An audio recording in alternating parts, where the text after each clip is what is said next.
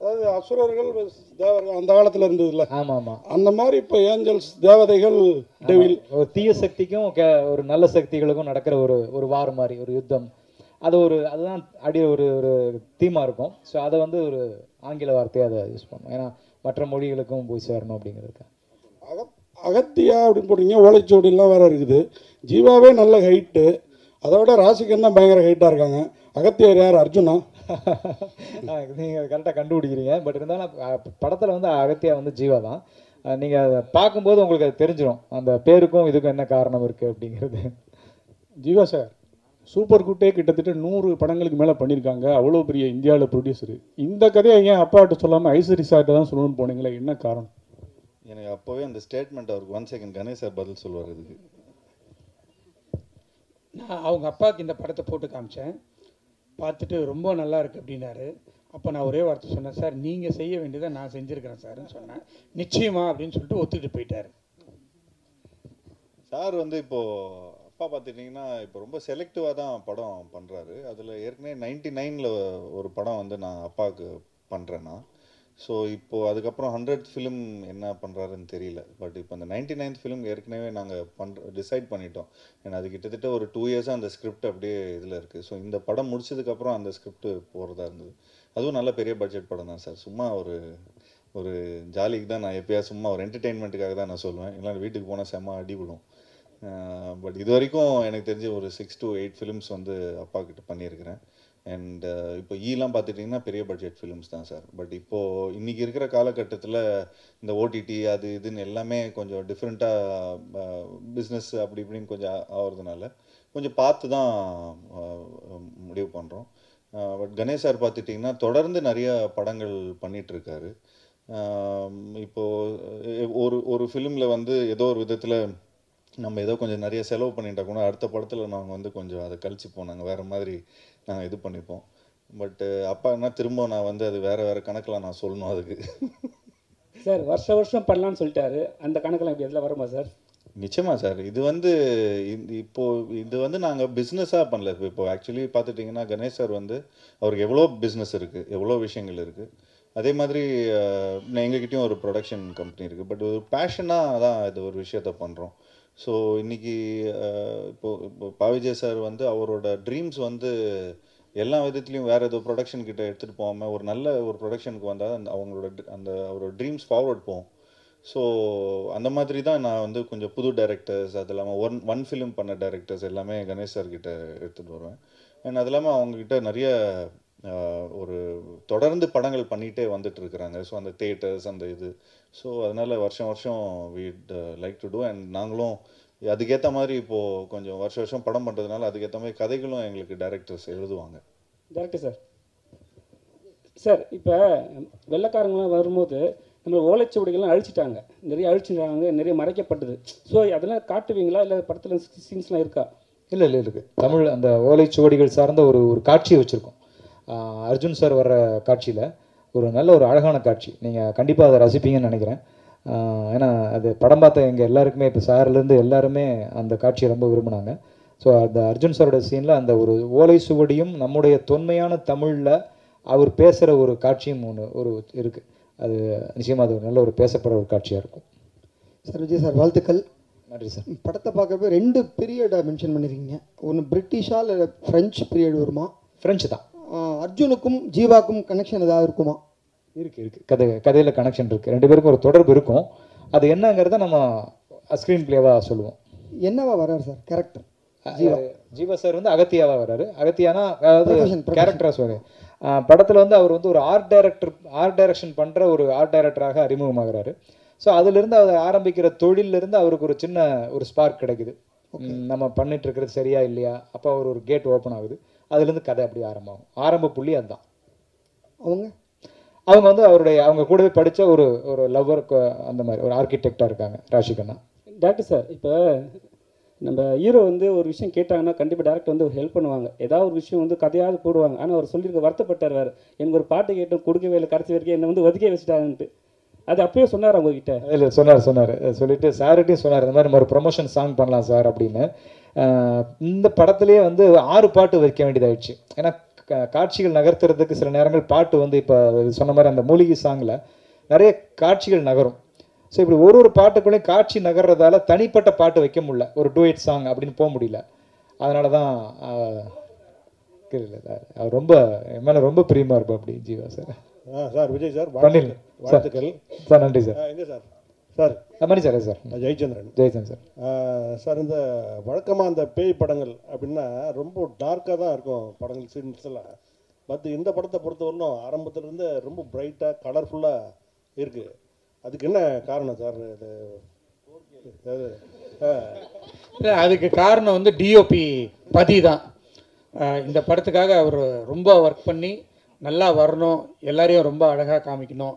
ஏற்கனவே எங்கள் ஹீரோயின்லாம் ரொம்ப அழகு தான், அதுக்கு மேலேயும் காமிச்சிருக்காப்புல, ரொம்ப பிரைட்டாக பண்ணியிருக்காப்புல. இதுக்காக ரொம்ப மெனக்கெட்டு பண்ணியிருந்தாப்புல. இல்லை அதுக்காக கேட்கல சார். இப்போது டார்க்காக எடுக்கிறாங்கன்னாக்கா இந்த பயம் வந்து கொஞ்சம் அதிகமாக இருக்கும். இல்லை அந்த மாதிரி காட்சிகளுக்கு அப்படிதான் அந்த மாதிரி காட்சிகள் அப்படி இருக்கு அந்த மாதிரி. அதாவது இப்போ அந்த ஆவி சம்மந்தப்பட்ட காட்சிகள்லாம் வந்து அப்படிதான் இருக்கும். நம்ம மேக்ஸிமம் ட்ரெய்லர் அந்த ஷாட் ரொம்ப இருட்டாக இருக்குன்னு போடலை. ஆமாம். பட் நீங்கள் படமாக பார்க்கும்போது அந்த காட்சிகளுக்கான லைட்டிங்கோ அது அந்த மாதிரி தான் இருக்கும் சார். அப்புறம் ஜீவா சொல்லுங்கள் சார். சார் அது நீங்கள் கேட்டிங்களா நல்லா பிரைட்டாக இருக்கணும்னு. கொஞ்சம் குழந்தைங்கள்லாம் கொஞ்சம் பயப்படாமல் இருக்கிறதுக்காக கொஞ்சம் ஒரு PG-13 ஃபிலிம் சார். டார்க்காக பண்ணிட்டா அப்புறம் A சர்டிஃபிகேட் கொடுத்துருவாங்க, அப்புறம் நீங்கள் மட்டும்தான் வருவீங்க படத்துக்கு. அப்புறம் ஜீவா சார், அப்புறம் உங்ககிட்ட இன்னொரு கேள்வி. ஆமாம் சார், நீங்கள் வந்து அவர் தான் ரொம்ப நேரமாக ராசி மேம் கேட்குறாங்க, யார் கேள்வி கேட்குறாங்கன்னே தெரியல. ஸோ அப்புறம் சார் இந்த உங்கள் படத்தில் வந்து 100வது படமாக வந்து விஜய் தான் நடிப்பார் அப்படின்னு சொல்லிட்டு நீங்கள் இது நான் சொல்லிட்டேன்னா இதுதான் சொல்லிட்டேன்னா இப்போ இதுதான் ஹெட்லைன்ஸாக இருக்கும். இல்லை அது சொல்லிருந்தீங்க. ஆனால் 100வது படம் என்ன எடுக்கிறாங்கன்னு தெரியல. அப்பா தெரியல சார், தெரியல சார். அதான் கொஞ்சம் அவர் வந்து கடைசி படம் அறிவிச்சிட்டாரு, அதனால தான் கேட்டேன். அப்படியா சார்? தெரியல சார், நான் எனக்கு இந்த நியூஸு. பட் ஏதாவது மிரக்கல் நடந்தாலும் நடக்கும்னு நினைக்கிறேன். Director sir, hello director sir, இந்த படத்தோட மூளை வந்து திருமூலர்லேருந்து எடுத்தீங்களா? ஒன்று, சித்த வைத்தியத்தை எந்த விதத்தில் இதை கொண்டு வரீங்க சார்? சார் அது கதை அது ஒரு அந்த கதையோடைய லைனில் இருக்கும். அது இப்போ அதை நம்ம அதில் பதிலாக சொன்னோம்னு வைங்களேன், அப்போ உங்களுக்கு படம் ஃபஸ்ட்டு 27ஆம் தேதி பார்க்கும்போது அதோடைய சுவாரஸ்யம் லைனாக சொன்னால் இது ஒன்று தான் சார். நம்மளுடைய மக்கள் தலைவர் எம்ஜிஆர் பாட்டு தான் சார். என்ன வளம் இல்லை இந்த திருநாட்டில், ஏன் கையை ஏந்த வேண்டும் வெளிநாட்டில். இவ்வளோதான் சார் இதனுடைய ஒன்லைனு சார். ஒரு அந்த அவர் நீங்கள் கேட்குறது புரியுது. உங்களுக்கு மட்டும் எக்ஸ்க்ளூசிவாக 27 ஈவினிங் இங்கே காமிச்சிடணும் சார். ஜீவா சார், நீங்கள் ஒரு ப்ரொடியூசரோட பையங்கிறதுனால தான் அடுத்த படம் நான் காசு இல்லாமல் கூட பண்ணுவேன் அப்படின்னு சாருக்காக சொன்னீங்களா? இதில் செலவு ஜாஸ்தி ஆகிடுச்சு. ஏன்னா உங்கள் நண்பர்களும் நிறைய ஹீரோக்கள் இருக்காங்க உங்கள் சேம் செட்டு, எல்லாரும் அப்படி ஒத்துப்பாங்களா இல்லை உங்கள் பெருந்தன்மையான குணமா? இல்லை சார், இது வந்து எங்கள் அப்பா எங்களுக்கு சொல்லி கொடுத்தது. சாதாரணமாக இப்போ பாருங்களேன், இப்போ இந்த மாதிரி நான் ஏதோ சம்பளமே கேட்டேன்னு வச்சுங்களேன், சார் எனக்கு இவ்வளோ கோடி கொடுங்க அவ்வளோ கோடி கொடுங்கன்னா ஸ்ட்ரைட்டாக எங்கள் அப்பா சாருக்கு ஃபோன் பண்ணிவிடும். அதெல்லாம் அவனுக்கு அவ்வளோ கொடுக்காதீங்கன்னு சொல்லிவிடுவாங்க. நீங்கள் படத்தில் செலவு பண்ணுங்கள், நல்ல புது டைரக்டரை போடுங்க, அண்டு ப்ராடக்ட்டுக்கு வந்து நீங்கள் முக்கியத்துவம் கொடுங்க. அப்புறம் அது வந்து நல்லா பிஸ்னஸ் ஆனதுக்கப்புறம் அதுக்கப்புறம் அடுத்த படத்தில் திரும்ப அதே இன்வெஸ்ட்மெண்ட்டை நீங்கள் வந்து இன்னும் நல்ல பிரம்மாண்டமான படம் ஆகிடுங்க அப்படின்னு தான் சொல்லுவார். அதுதான் அப்பாவோட சீக்ரெட்டு. அதனால தான் நிறைய ஃபிலிம்ஸ் எடுக்க முடிஞ்சுது. சார் ப்ரொடியூசர் சார், இது இந்த படத்துக்கு அப்பாற்பட்ட கேள்வி, ஆனால் நீங்கள் சம்மந்தப்பட்ட கேள்வி. இன்றைக்கி வந்து ட்ராகான்னு சொல்லி அவ்வளோ பெரிய ஜெயிச்சிருக்கிறாப்புல உங்கள் ஹீரோ, அதாவது உங்கள் டைரக்டர்.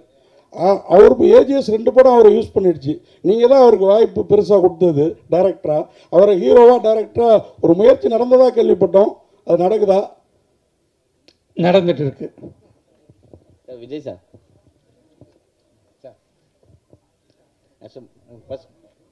ஃபர்ஸ்ட் பாடலாசிரியராக இருந்தீங்க, அப்புறம் நடிகரானீங்க, இருந்துட்டு இருக்கீங்க. நீங்கள் நான் பேசணும்ல வந்துட்டாருல்ல, பாடலாசிரியர் இருந்துட்டு இருக்கீங்க, இயக்குனராக வந்துட்டீங்க, நடிகராகவும் இருந்தீங்க. அடுத்து ப்ரொடியூசராக எப்போ வர போகிறீங்க? இந்த ஸ்ட்ராபெரி என்னோட படம் தான், நான் ப்ரொடியூஸ் பண்ண படம் தான். பட் இதுக்கப்புறம் ப்ரொடியூஸ் பண்ண மாட்டேன், ஒன்லி டைரக்ஷன் படம் அந்த மாதிரி தான். சித்த மருத்துவம் இப்போ வந்து கொரோனா டைமில் தான் எல்லாருக்கும் தெரிய ஆரம்பிச்சுது. கேன்சர் கூட அதில் இருந்து மருந்துகள் இருக்குன்னு சொல்லியிருக்காங்க. இது முற்றிலும் வந்து ஆங்கிலேயர் அந்த டைமில் தான் அந்த இது அழிக்கப்பட்டதுன்னு நீங்கள் நினைக்கிறீங்களா? இல்லை சார், அவங்க யாரும் நம்மளை அழிக்கவே இல்லை சார். அழிக்க வந்தவங்கள்ட்ட நம்ம தான் பறி கொடுத்தோம். ஸோ அவன் வந்து அந்நியர்கள் வந்து அழிச்சாங்கங்கிறது அது கதை கிடையாது. என்ன சொல்கிறது, ஒரு காலகட்டங்களில் வந்து சில கண்டுபிடிப்புகள் நம்ம வந்து புறக்கணிச்சாங்க. நம்மளுடைய முன்னோர்கள் மூதாதையர்களுடைய அறிவையும் நம்ம கண்டுபிடிச்ச விஷயங்களையும் வந்து இங்கே இருட்டடிப்பு செய்யப்பட்டது. அந்த மாதிரியான ஒரு சம்பவத்தை நான் படிக்கும்போது தான், அடடா இப்படி ஒரு விஷயத்த நம்ம ஆளுங்க தான் கண்டுபிடிச்சிருக்காங்களா, இது உலகத்துக்கு தெரியாமல் போயிடுச்சே. ஆனால் வந்து யாரோ கண்டுபிடிச்சதா எங்கெங்கேயோ பேசி பெரிய பெரிய பாராட்டுகளும் விருதுகளும் வாங்கிட்டு இருக்காங்களே அப்படின்னு ஒரு எண்ணம் ஏற்பட்ட போது அதை தான் ஒரு தீப்பொறியை எடுத்து இந்த கதை பண்ணோம் சார். அப்படி தான் இந்த கதை உருவாச்சு. விஜய் சார், சார் என் இனிய பொன்னிலாவை படத்தில் இடம்பெறுமா இல்லை இங்கே மட்டும் காட்டப்பட்டதா? அதுக்கு முறைப்படி அனுமதி வாங்கி யூஸ் பண்ணீங்களா? அது மொத்த டீட்டெயில் சொல்லுங்கள் சார். ஏன்னா அதை பற்றி ஒரு கேஸ் இருக்கு இல்லையா? அது வந்து முறையாக இளையராஜா சார்கிட்டேருந்து வாங்கி பண்ணோம். அதுக்கு பிறகு வந்து சரிகமாக தான் அதனுடைய அவங்க ஓனர்னு சொல்லிட்டு அவங்க கோர்ட்டுக்கு போனாங்க. கோர்ட்டுக்கு போயிட்டு கோர்ட்டில் கேஸ் நடந்துகிட்டு இருக்கும்போது நாங்கள் சரிகம்மா கிட்ட பேசி அவங்களுக்கு தேவையான பணத்தை கொடுத்து அதை வாங்கியாச்சு. இப்போது தேட்டரில் என் இனிய பொன்னிலாவை நீங்கள் பார்க்கலாம். சார், தமிழில் மாத்திரம் இல்லை, இந்தியா லெவலில் அதிக படங்களை தயாரிக்கிறது வந்து வேல்ஸாக இருக்குது. ஆனால் சமீப கால தமிழ் சினிமா வந்து போன வருஷம் 7 படம் 6 படம் தான் ஓடி இருக்காங்க. இந்த வருஷம் கம்மி, ஓடிடி விற்கல, சேட்டலைட் விற்கல, நிறைய பிரச்சனை. கேரளாவில் வந்து ஸ்ட்ரைக் அப்படிலாம் இருக்குது. ஒரு தயாரிப்பாளராக சொல்லுங்கள், தமிழ் சினிமா எப்படி இருக்குது, என்னென்ன சவால்களை ரொம்ப சந்திக்கீங்க, என்னென்ன பிரச்சனைகள்? தமிழ் சினிமா வந்து நல்ல முறையில் கரெக்டாக பண்ணால் நல்லா வரும். அதை சிலர் வந்து தவறாக பண்ணிடுறாங்க, அதனால் மாட்டிக்கிறாங்க. அதை வந்து கரெக்டாக ஒரு சினிமாவாக எடுத்து பார்த்து பண்ணாக்கா நிச்சயமாக வெற்றி படும். நமக்கு ரொம்ப முக்கியம் வந்து கண்டென்ட் தான். கண்டென்ட் நல்லா இருந்தால் நிச்சயமாக அது வெற்றி பெறும். சார் விடிவி 2 எப்போ எதிர்பார்க்கலாம்? விடிவி 2 இப்போதைக்கு இல்லை. பிடிகே பார்ட் 2 தான் இப்போதைக்கு இல்லை. ஏன்னா வேறு நிறைய பார்ட் 2 இருக்குது. அதை கூடிய விரைவில் அனௌன்ஸ் பண்ணுவோம்.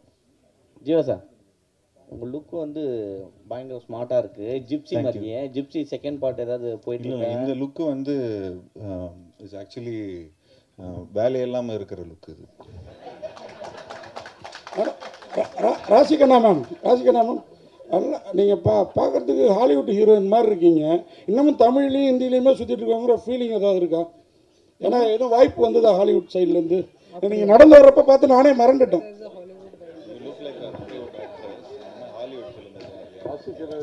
வரலையே சார், நான் வெயிட் பண்ணுறேன். பண்ணணும். தேங்க்யூ. நன்றி.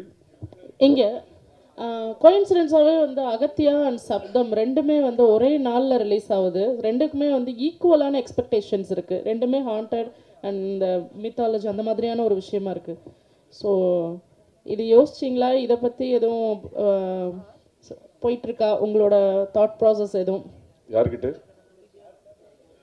anyone can answer.